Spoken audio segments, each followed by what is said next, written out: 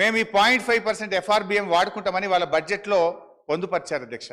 నేను దయచేసి ప్రభుత్వాన్ని కోరుతా ఉన్నాను, మీరు ఎట్టి పరిస్థితుల్లో కూడా మరి బోరు బావుల దగ్గర మీటర్లు పెట్టడానికి అంగీకరించొద్దని, ఈ 0.5 FRBM ను తీసుకోవద్దని కూడా మీ ద్వారా నేను ప్రభుత్వాన్ని కోరుతా ఉన్నాను అధ్యక్ష. ఎందుకంటే అధ్యక్ష, ఆనాడు కేసీఆర్ గారు ఆలోచించింది ఒక్కటే, 35,000 కోట్లు ముఖ్యమా, 70 లక్షల మంది రాష్ట్ర రైతుల ప్రయోజనాలు ముఖ్యమా అని ఆలోచించిన అధ్యక్ష. 35,000 కోట్ల రూపాయలు వాళ్ళు ఇచ్చే అదనపు అప్పు కంటే మంత్రి గారు అధ్యక్ష సీనియర్ శాసనసభ్యులు హరీష్ రావు గారు మాట్లాడడం ఇది అవాస్తవము.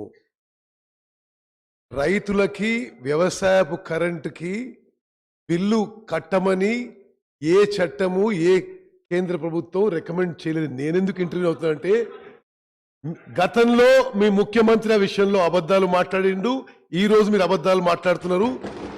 బిల్లు కట్టమని చెప్పలేదు. నేను ఆ పార్లమెంట్ కమిటీ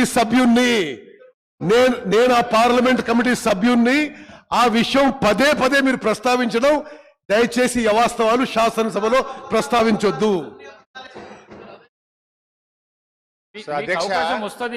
మహేశ్వర్ రెడ్డి గారు అవకాశం వస్తుంది.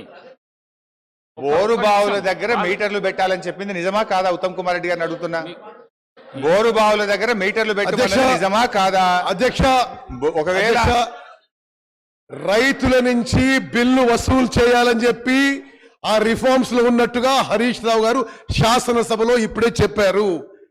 ఆ రిఫార్మ్స్ లో రైతుల నుంచి బిల్లు వసూలు చేయమని చెప్పి ఎక్కడా లేదు అని ఆ పార్లమెంట్ కమిటీ సభ్యుడిగా మీకు చెప్తున్నా. అధ్యక్ష నేను స్పష్టంగా ఉత్తమ్ కుమార్ రెడ్డి గారిని అడుగుతున్నా, బోరు బావుల దగ్గర మీటర్లు పెట్టాలి, ఎంత కరెంటు కాల్చినరో లెక్క తేల్చాలని ఆ రిపోర్ట్ లో ఉందా లేదా అది చెప్పండి.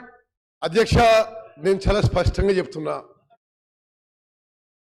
ఉచిత వ్యవసాయానికి ఉచిత విద్యుత్తులో వాళ్ళు ఏమన్నారు, రైతులు బిల్లు కట్టాలని చెప్పి రిఫార్మ్స్ లో ఉందని, ఆ రిఫార్మ్స్ లో రైతులు బిల్లు కట్టాలి లేదు అని నేను ఆ పార్లమెంట్ కమిటీ సభ్యులు మీకు చెప్తున్నా. ఇప్పుడు ఉత్తమ్ గారికి ధన్యవాదాలు. హరీష్ రావు గారు మీటర్లు పెట్టాలని మాత్రం వారు అంగీకరించారు, దాని మీద వాళ్ళు క్లారిటీ ఇవ్వలేదంటే వారు అంగీకరించారు, వారికి ధన్యవాదాలు. ఒకటి, రేపు సరే విద్యుత్ మీద డిస్కషన్ ఉంది, మా జగదీష్ రెడ్డి గారు డీటెయిల్ గా చెప్తారు. అధ్యక్ష,